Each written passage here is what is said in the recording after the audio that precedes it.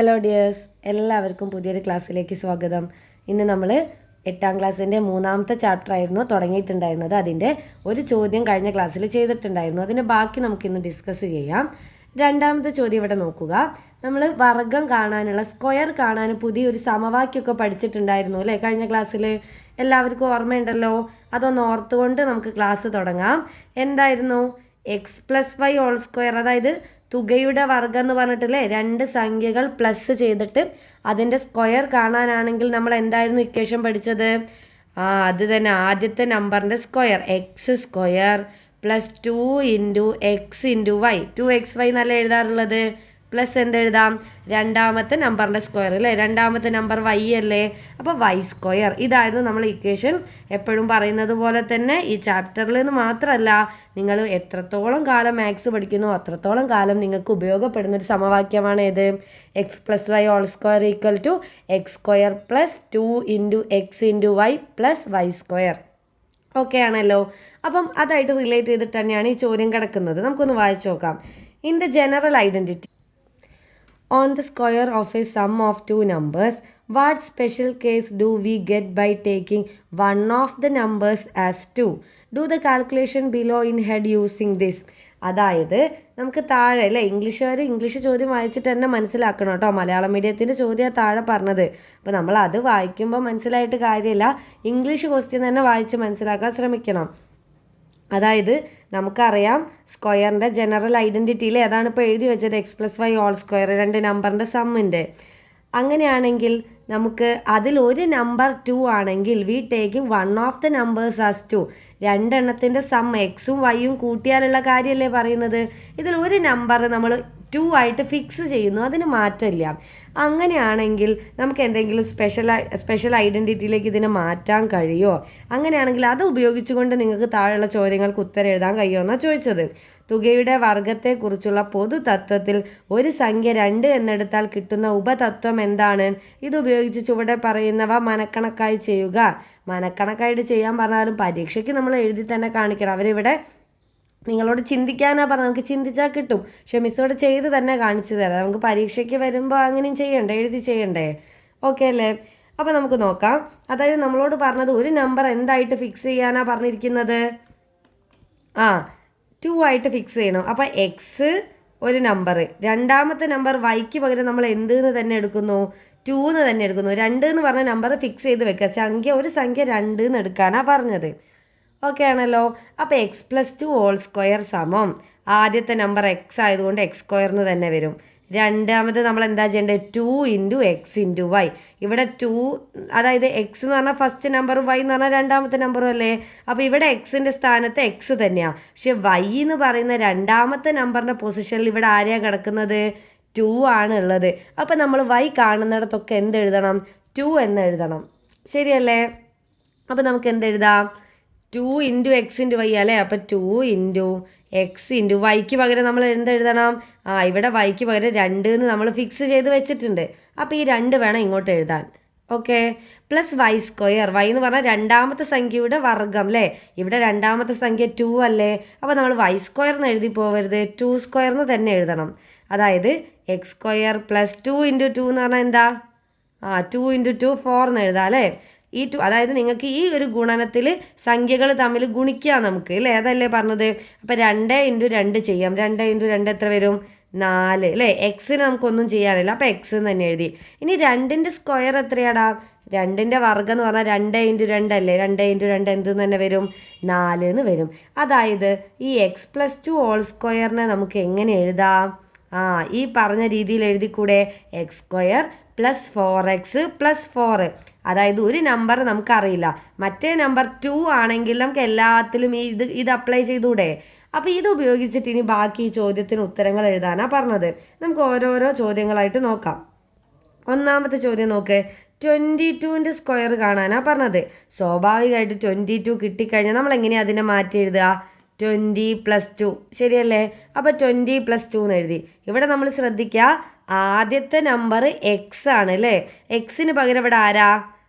20 ആണ്. അപ്പോൾ മിസ് മനസ്സിലാവാൻ വേണ്ടിയിട്ട് ഇവിടെ ചെറുതാക്കി 20 എന്ന് എഴുതി, എക്സ് എന്ന് എഴുതിയിട്ടുണ്ട് കേട്ടോ. രണ്ടാമത്തെ വൈ 2 അല്ലേ? നിങ്ങൾ നോക്ക്, ഈ 2 ഉള്ളതല്ലേ നമ്മൾ ഓൾറെഡി ഇവിടെ ചെയ്ത് വെച്ചിട്ടുണ്ട്. രണ്ടാമത്തെ നമ്പർ 2 ആണെങ്കിൽ ഇതിൻ്റെ ജനറലായിട്ട് നമുക്ക് ഇങ്ങനെ എഴുതാമെന്നുള്ളത്. അപ്പോൾ നമ്മൾ എന്ത് ചെയ്യാം? ഇനി ഈ ഒന്നാമത് നമ്മൾ പഠിച്ച ഇക്വേഷനിൽ കൊടുക്കുന്നതിന് പകരം ഈ സാധനത്തിലേക്ക് നമുക്ക് ഡയറക്റ്റ് കൊടുത്തൂടെ? ഇവിടെ എക്സിൻ്റെ വില മാത്രം കൊടുത്താൽ പോരെ? എക്സ് എന്ന് പറയുന്നത് ഇവിടെ ആരാ? 20 ആണ് അല്ലേ? അപ്പോൾ എക്സ് കാണുന്നിടത്തൊക്കെ നമുക്ക് എന്ത് കൊടുക്കാം? 20 എന്ന് എഴുതാം. ഇത് നിങ്ങളോട് പറഞ്ഞത് ഇത് ഉപയോഗിച്ച് ചുവടെ പറയുന്നവ മനക്കണക്കായി ചെയ്യുക എന്നാ. അപ്പോൾ ഈ ആദ്യം നമ്മൾ കണ്ടുപിടിച്ച് ഈ പൊതുതത്വം ഉപതത്വം അല്ലേ, ഇതിൽ നിന്ന് നമ്മൾ ഉണ്ടാക്കിയതാണ് ഈ തത്വം. അതുകൊണ്ടാണ് ഇതിന് ഉപതത്വം എന്ന് പറയുന്നത്. ഇതിൽ നിന്ന് ഉണ്ടാക്കിയിട്ടുള്ള ഈ സബ് തിയറിക്ക് നമ്മൾ എന്ത് ചെയ്യുന്നു? ഇതിലേക്ക് നമ്മൾ ആൻസർ ചെയ്യാൻ പോവുക. അപ്പോൾ 22 നമുക്ക് 20 + 2 എന്ന് എഴുതാം. ഇവിടെ രണ്ടാമത് 2 വരുന്നത് നമ്മൾ ഓൾറെഡി ചെയ്ത് വെച്ചിട്ടുണ്ട്. അപ്പം നമ്മളെ 22ലും രണ്ടാമത്തെ സംഖ്യ 2 ആ. അപ്പം നമ്മളിനി ആർക്ക് മാത്രം വില കൊടുക്കാൻ പോവുക? എക്സിന് മാത്രം. എക്സിന് പകരം അവിടെ 20 അല്ലേ? അപ്പോൾ അത് മാത്രം നമുക്ക് കൊടുത്തു നോക്കാം. അപ്പം നിങ്ങൾ നോക്ക്, x² എന്നാലേ ആദ്യം ഉള്ളത്. എക്സിന് പകരം അവിടെ 20 അല്ലേ? അപ്പോൾ 20² എന്ന് എഴുതാം. പ്ലസ് 4x, ശരിയല്ലേ? 4x, എക്സിന് പകരം പിന്നെയും 20. 4x എന്ന് പറഞ്ഞാൽ 4 × x അല്ലേ? അപ്പോൾ 4 × എക്സിന് പകരം ആരാ? 20 ആണ്. പ്ലസ് 4, അതിനി മാറ്റണ്ട അല്ലേ? കാരണം 2 വെച്ചിട്ട് നമുക്കിവിടെ 4 ആണ്. ഇവിടെയും 2 തന്നെയാണല്ലോ. അപ്പോൾ നമുക്ക് ഇവിടെ 4 തന്നെ എഴുതാം. ഇതിൽ നിങ്ങൾ എക്സ് മാത്രമാണ് മാറ്റി കൊടുക്കുന്നത്. ഇനി ഉത്തരം നോക്കാം. 20ൻ്റെ സ്ക്വയർ എന്താ? മിസ് പറയാറുണ്ട്, 0ൽ അവസാനിക്കുന്നതിൻ്റെ വർഗ്ഗം കാണാൻ സുഖമാണ് അല്ലേ? ഈ ആദ്യത്തെ നമ്പറിൻ്റെ സ്ക്വയർ കണ്ടിട്ട് പിന്നെ 2 0 ഇട്ട് കൊടുത്താൽ മതി. അപ്പോൾ 2ൻ്റെ സ്ക്വയർ എത്രയാണ്? 2 × 2 4, പിന്നെ ഒരു 2 0 കൂടി ഇട്ട് കൊടുക്കുക. അതായിരിക്കും 20ൻ്റെ സ്ക്വയർ. ഇനി 4 × 20 എത്രയാണ് വരിക? 4 × 2 8, ഒരു 0 കൂടി ഇല്ലേ? നിങ്ങൾ 0ത്തിന് ഒഴിവാക്കിയിട്ട് ഗുണിക്കുക, എന്നിട്ട് ലാസ്റ്റ് 0 എണ്ണിയിട്ട് ഇട്ട് കൊടുത്താൽ മതി കേട്ടോ. 4 × 2 8, ഒരു 0 കൂടി ഇട്ട് കൊടുക്കുന്നു. പ്ലസ് ആരുണ്ട്? 4 ഉണ്ട്. ശരിയല്ലേ? ഇനി ഇതെല്ലാം കൂടി കൂട്ടാം. 400 + 80 + 4, 400 + 80 എത്ര വരും? 480, 484 എന്ന് വരും. കിട്ടിയല്ലോ, സിമ്പിളായിട്ട് കിട്ടിയില്ലേ നമുക്ക്? ഇനി ഇതേപോലെ മിസ് 52ൻ്റെ സ്ക്വയർ ചെയ്യാൻ പോണേ. ഇവിടെ ചെയ്യാം. അതായത് രണ്ടാമത്തെ ചോദ്യം 52ൻ്റെ സ്ക്വയർ അല്ലേ? 52ന് നമുക്ക് എങ്ങനെ എഴുതാം? 50 + 2 എന്ന് എഴുതിക്കൂടെ? കുഴപ്പമൊന്നുമില്ലല്ലോ. 50 + 2 സ്ക്വയർ. അപ്പോൾ ഇവിടെ നിങ്ങൾ നോക്ക്, രണ്ടാമത് വന്ന നമ്പർ ഏതാ? 2 എന്ന് തന്നെയല്ലേ? അതുകൊണ്ടാണ് അവർ ഈ സാധനത്തിൽ ഉപയോഗിച്ചിട്ട് ഇവിടെ ചെയ്യാൻ പറഞ്ഞത്. ഇവിടെ നമ്മൾ രണ്ടാമത്തെ നമ്പർ 2 ആയിട്ട് വരുന്നതിൻ്റെ അവിടെ വേണമെങ്കിൽ ഒന്ന് മിസ് ബോക്സ് ആക്കി വെക്കാം. ഇത് നമ്മൾ ആദ്യം കഴിഞ്ഞ ക്ലാസ്സിലൊക്കെ പഠിച്ച പൊതുതത്വം. ഇത് ഉപയോഗിച്ചുകൊണ്ട് നമ്മൾ ഒരു സംഖ്യ 2 എന്ന് എടുത്തുകൊണ്ട് ഒരു ഉപതത്വം ഉണ്ടാക്കി വെച്ചിട്ട് ഇനി ഈ 2ൽ അവസാനിക്കുന്നവർക്കൊക്കെ ഇത് നമ്മൾ കൊടുത്താൽ മതി അല്ലേ? അപ്പം ഇത് ഉപയോഗിച്ച് ചെയ്യാൻ പറഞ്ഞത് കൊണ്ടാണ് ഇത് നമ്മൾ ഇതിലേക്ക് ചെയ്യുന്നത് കേട്ടോ. ഓക്കെ, അപ്പോൾ രണ്ടാമത്തെ സംഖ്യ 2 ആണ്. ഇവിടെ നോക്കുമ്പോൾ രണ്ടാമത്തെ സംഖ്യ 2 ആണ്. അപ്പോൾ എക്സ് മാത്രം മാറ്റിയാൽ പോരെ? ഇപ്പോൾ പറഞ്ഞ പോലെ നേരത്തെ എക്സിൻ്റെ സ്ഥാനത്ത് 20 ആയിരുന്നു. ഇപ്പോൾ എക്സിൻ്റെ സ്ഥാനത്ത് എത്രയാ? 50 ആണ്. അങ്ങനെയാണെങ്കിൽ നമുക്ക് എഴുതാം. ഈ ഉപതത്വത്തിൽ ആദ്യത്തെ നമ്പറിൻ്റെ സ്ക്വയർ അല്ലേ? ഇവിടെ ആദ്യത്തെ നമ്പർ എത്രയാണ് വരുന്നത്? 50 ആണ്. അപ്പോൾ 50ൻ്റെ സ്ക്വയർ പ്ലസ് പിന്നെ എന്താ സംഭവിക്കുന്നത് നോക്ക്, 4x എന്നാ അല്ലേ? 2ൽ അവസാനിക്കുന്നതിൻ്റെ കാര്യമാണ് പറഞ്ഞത്. 4x എന്ന് പറഞ്ഞാൽ 4 × x അല്ലേ? ഇവിടെ എക്സിൻ്റെ സ്ഥാനത്ത് ആരാ? ഇവിടെ താഴെ വേണം എഴുതിയേക്കാം. ഇവിടെ 50 ആണ് എക്സിൻ്റെ സ്ഥാനത്ത് അല്ലേ? ആദ്യത്തെ സംഖ്യ 50 അല്ലേ? അപ്പം 4x എന്ന് പറഞ്ഞാൽ 4 × x ആ. 4 × x എന്ന് പറഞ്ഞാൽ 4 × 50 എന്ന് എഴുതിക്കൂടെ? കുഴപ്പമില്ലല്ലോ. നമ്മുടെ എക്സ് ആരാ? നമ്മുടെ എക്സ് എന്ന് പറയുന്നത് 50 ആണ്. അപ്പോൾ ഞാൻ 50 എന്ന് എഴുതിയേ. പ്ലസ് ലാസ്റ്റ് ആരാ? ഒരു 4 ഉണ്ട്. ഓക്കെ, അപ്പോൾ ഈ 4 ഇങ്ങോട്ട് എഴുതുന്നു. പ്ലസ് 4. ഇനി ഇതെല്ലാം കൂടി ചെയ്യാം. 50ൻ്റെ സ്ക്വയർ എത്രയാ? മിസ് ഇപ്പോൾ പറഞ്ഞ അതേ കാര്യം. 0ൽ അവസാനിക്കുന്നതിൻ്റെ സ്ക്വയർ എങ്ങനെയാണ് കാണുക? 5ൻ്റെ സ്ക്വയർ കാണുക. 5 × 5 25 അല്ലേ? അപ്പോൾ 25 എഴുതുന്നു, എന്നിട്ട് 2 0 ഇട്ട് കൊടുക്കുന്നു അല്ലേ? സ്ക്വയർ ചെയ്യുമ്പോൾ 2 0 ഉണ്ടാവും, നിർബന്ധമാണ് കേട്ടോ. പ്ലസ് 4 × 5 എത്ര വരും? 4 5 20. പിന്നെ ഒരു 0 കൂടി ഇട്ട് കൊടുക്കുക. 4 × 5 20. പിന്നെ നമ്മൾ ഈ 0ത്തിന് ഒഴിവാക്കിയിട്ടല്ലേ ഗുണിച്ചത്? അപ്പോൾ അവസാനം 0 ഇട്ട് കൊടുക്കുക. ഇങ്ങനെ ചെയ്യണം നിർബന്ധമൊന്നുമില്ല കേട്ടോ. സൈഡിൽ നിങ്ങൾക്ക് 50 × 4 ചെയ്ത് നോക്കാം, ഒരു കുഴപ്പമില്ല. പിന്നെ നമുക്ക് അറിയുന്ന പോലെ ചെയ്യാമല്ലോ അല്ലേ? എളുപ്പമുള്ളത് അങ്ങനെ കൂട്ടി നോക്കണ്ടല്ലോ. ഇനി 2500ഉം 200ഉം 4ഉം കൂട്ടണം. 2500നോട് 200 കൂട്ടിയാൽ എത്ര വരും? 2700 എന്ന് വരും. അതിനോടൊരു 4 കൂടി കൂട്ടിയാലോ? 2704 അല്ലേ? 2500 200 4 4072. എത്ര കിട്ടി? 2704 എന്ന് കിട്ടി. സിമ്പിൾ അല്ലേ? അപ്പോൾ 52ൻ്റെ സ്ക്വയർ നമ്മൾ ഈ ഉപതത്വം ഉപയോഗിച്ച് ചെയ്തില്ലേ?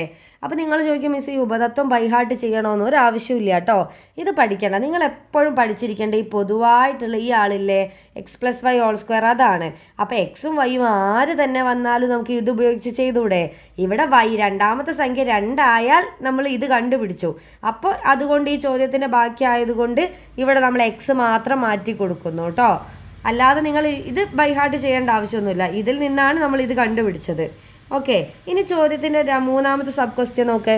25 സ്ക്വയർ സമം 625. അവരിങ്ങോട്ട് തരികയാണ് 25ൻ്റെ സ്ക്വയർ 625 എങ്കിൽ 27ൻ്റെ സ്ക്വയർ കാണാനാ.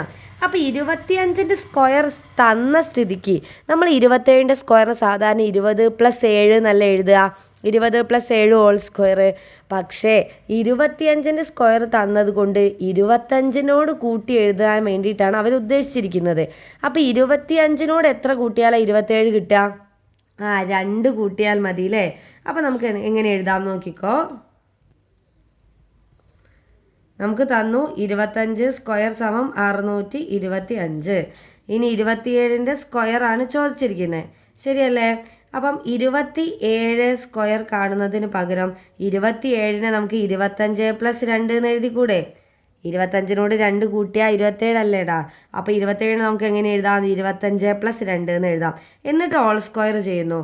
അപ്പം നിങ്ങൾ നോക്ക്, ഇവിടെയും എന്ത് തന്നെ വന്നു? 2 എന്ന് തന്നെ വന്നു അവസാനിക്കുന്നത്. അപ്പോഴും ഈ പൊതുതത്വം ഉപയോഗിച്ചൂടെ? രണ്ടാമത്തെ സംഖ്യ 2 ആണെങ്കിൽ പിന്നെ നമുക്കിതിൽ എക്സിനെ മാത്രം മാറ്റിയാൽ മതി. അപ്പം ഇവിടെ നമ്മൾ എക്സിന് പകരം ആരായി? 25 ശ്രദ്ധിക്കുക, 25ൻ്റെ സ്ക്വയർ ചോദ്യത്തിൽ തന്നത് കൊണ്ടാണ് നമ്മൾ 25+2 എന്ന് എഴുതിയത് അല്ലേ? അല്ലെങ്കിൽ നമ്മൾ സ്വാഭാവികമായിട്ട് എന്താ എഴുതൽ? 27നെ 20+7 എന്നാണ് കേട്ടോ. അപ്പോൾ ഇങ്ങനെ തന്നു കഴിഞ്ഞാൽ നിങ്ങൾ അതിനനുസരിച്ച് എഴുതുക. ഇപ്പോൾ 23ൻ്റെ സ്ക്വയറാണ് തന്നതെങ്കിലോ 23നോട് എത്ര കൂട്ടിയാലാണ് 27 കിട്ടുക? 4 കൂട്ടിയാൽ മതി. അപ്പോൾ 23+4 ഹോൾ സ്ക്വയർ എന്ന് എഴുതുക. മനസ്സിലായില്ലേ? അപ്പോൾ ഇതിൻ്റെ തന്നത് വെച്ചാൽ അങ്ങനെ ചെയ്യാം. നമുക്ക് 25 തന്നതുകൊണ്ട് 25നോട് 2 കൂട്ടിയാൽ 27. അപ്പോൾ 25+2 ഹോൾ സ്ക്വയർ എഴുതി. 2ൽ അവസാനിക്കുന്നതിൻ്റെ ഉപതത്വം അല്ലേ, സബ് തിയറം നമ്മളിവിടെ എഴുതി വെച്ചിട്ടുണ്ട്. അപ്പോൾ അത് ഉപയോഗിച്ചിട്ട് നമുക്ക് ചെയ്യാം. ഇവിടെ എക്സിന് പകരം 2 ആണ്. അപ്പോൾ ആദ്യം നമ്മൾ എന്താ ചെയ്യുന്നത്? എക്സിൻ്റെ സ്ക്വയർ എന്ന് പറഞ്ഞാൽ ആരാ? 2ൻ്റെ സ്ക്വയർ, 25ൻ്റെ സ്ക്വയർ അല്ലേ, പ്ലസ് പിന്നെന്താ 4x അല്ലേ, 4 × x. ഇവിടെ 4x, എക്സ് ആരാ? 25 പ്ലസ് ആരാണ്? 4 എന്നാണ് അല്ലേ ഉപതത്വത്തിലുള്ളത്. അപ്പോൾ 4 എന്ന് തന്നെ എഴുതി. 25ൻ്റെ സ്ക്വയർ ഇപ്പോൾ അവർ തന്നതിൻ്റെ ആ കാര്യം മനസ്സിലായോ? കണ്ടോ, നമുക്കിവിടെ 25ൻ്റെ സ്ക്വയർ ആവശ്യമായിട്ട് വന്നത്. അപ്പോൾ പിന്നെ അത് കണ്ടുപിടിക്കാൻ പോകേണ്ടത് അവർ ചോദ്യത്തിൽ തന്നെ തന്നിട്ടുണ്ട്. 25ൻ്റെ സ്ക്വയർ ഇവിടെ കാണുന്നില്ലേ? അപ്പോൾ 25ൻ്റെ സ്ക്വയറിന് പകരം നമുക്ക് എന്തെഴുതാം? 625 എന്ന് എഴുതാം. 4 × 25 എത്രയാ? 25 4കൾ ചേർന്നാൽ എത്ര വരും? 4 × 25 100 ആണ് അല്ലേ? 4 പ്രാവശ്യം 25 കൂട്ടിയാൽ 100 കിട്ടൂലേ? +4.